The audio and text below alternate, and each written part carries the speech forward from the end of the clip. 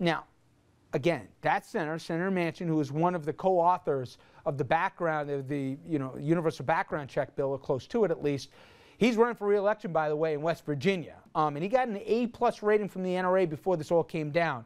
But the same day that he said that on Fox News, we get this Facebook post on the very same subject from Congressman Jeff Duncan from North Carolina. This is what he says, quote, "Ask yourselves about a national gun registry database and how that might be used and why it's so wanted by progressives.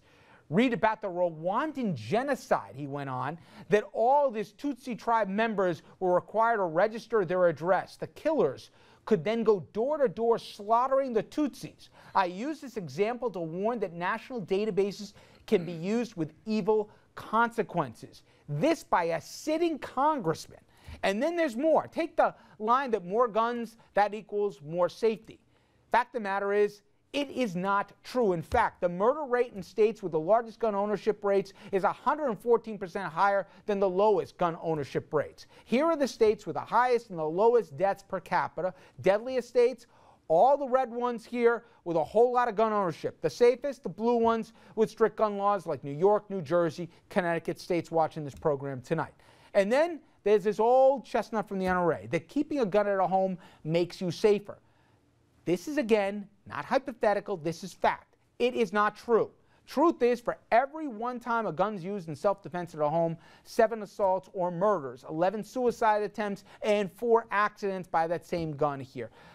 Again, the point of the matter is, for me at least, Andrew, in this conversation, so much hyperbole. We want to debate on, we talk about abortion. I respect both opinions on it and stuff, but at least people talk from fact, from how they personally feel. In this one, what I resent is you have an anchor who's plausibly putting it out there that this could happen, and you got a sitting congressman saying, you do this. The next step is the black helicopter is going to land in your backyard and kick down your back door and take your gun. You know, we see these kinds of arguments in a lot of the different debates that we have in our body politic these days, where there's something that speaks to certain groups of people that feels kind of true-ish. This is where truthiness comes from Stephen Colbert. It feels like it might be right, so you get these bogus bits of information that are thrown into the argument, when the truth of the matter is, when you start looking at the numbers, when you look at the facts, they're just completely not true. The idea of a gun registry leading to a list where the government can come and take your guns, that's specifically and expressly forbidden by federal law. So there's no chance that that's going to happen, but we keep hearing that argument again and again and again. And by the way, with 300 guns in the country, we have like mythically 100 million guys in black suits that in the dead of night would go. But let's talk about something Andrew just said. Is that while I disagree, with what the congressman from North Carolina said, I mean, we did have a situation right here in Westchester County where a local newspaper started publishing the names of people who own guns. I don't think that's a good thing. I don't remember and by the way, anybody New coming to confiscate York gun legislation forbid that going forward. Right. But I don't remember anybody coming to confiscate those guns. I don't remember the government taking action to take those guns away. But Andrew, listen, you and I both know that what fear is always the slippery slope. It's why we can't have a abortion conversation in this country, because it's a slippery slope. It's either all or nothing. And the gun battle is, again, a lot of all or nothing. But the bottom line is that's why I think that the president needs to push very hard on one simple fact. We need a universal background check to make sure that the mentally ill don't have a gun, people who have previous criminal records don't have guns. That's a good start for us as Americans, because you're not taking the guns.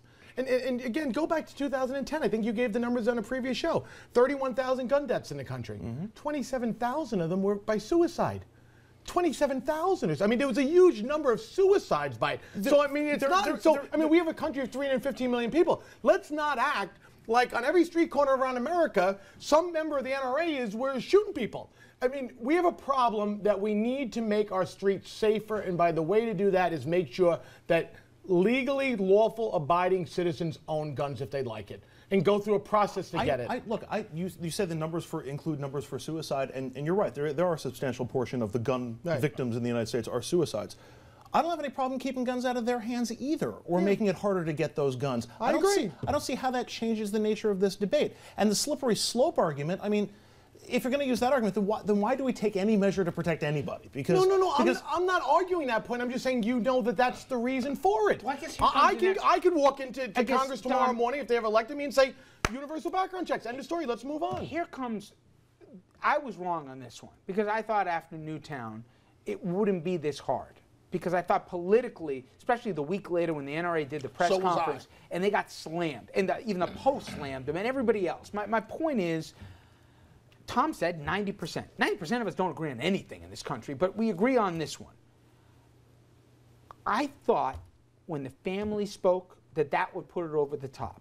And they couldn't find a more articulate, heartbreaking population than those Newtown parents.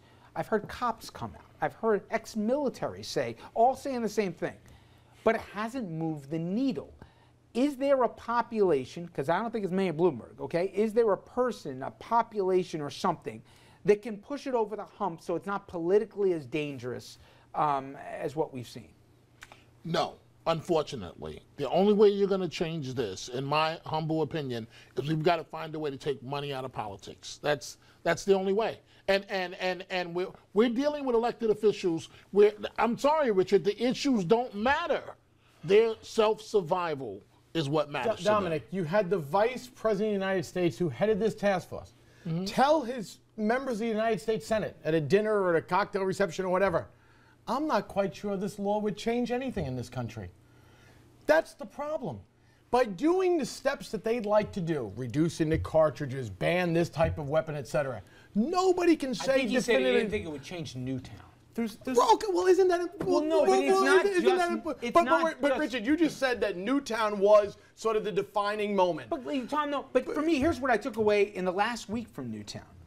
First of all, the sound from the parents carried weight with me, at least. And when that dad said, you know, look yourself in the mirror and say it couldn't happen to your kid in your town and everything else, I said, you know, makes sense. And, you know, I've said a million times how I feel about it. But the other part of this is, you know where Lanza bought that gun? That gun place had 500 violations.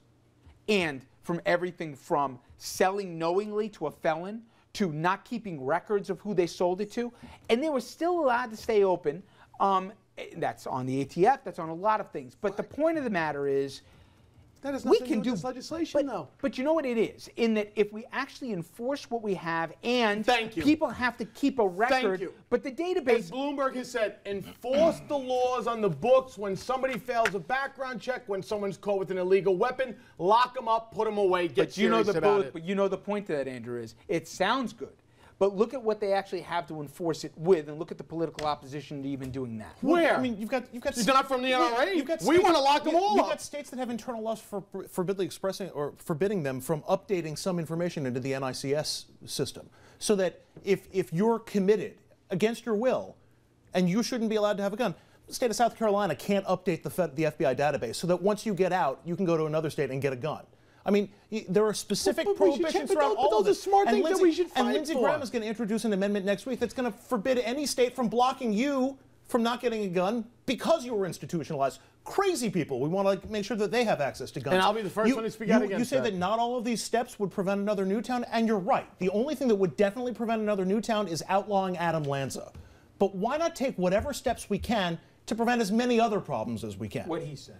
And that's what I think it is that what we're talking about are not obtrusive. Somebody went through, it took them between 3 minutes and 20 minutes to do a background check. It's not like you got to give blood here or something. It's not too much to ask. That's why it's going to happen. That's why it's going to happen. I hope you're right. It is going to happen. All right, we're going to take a break here. And when we come back, we're going to change the subject from guns to the race for City Hall. And I got a table who can, I know, I'm sorry, Tom, we're doing it anyway. We're going to hear here from a Democratic candidate, Bill de Blasio, a favorite of Tom's, on everything from Anthony Weiner's prospects to a no attack ad he's got going after Christine Quinn, who all of a sudden looks a lot more vulnerable. Stay with us.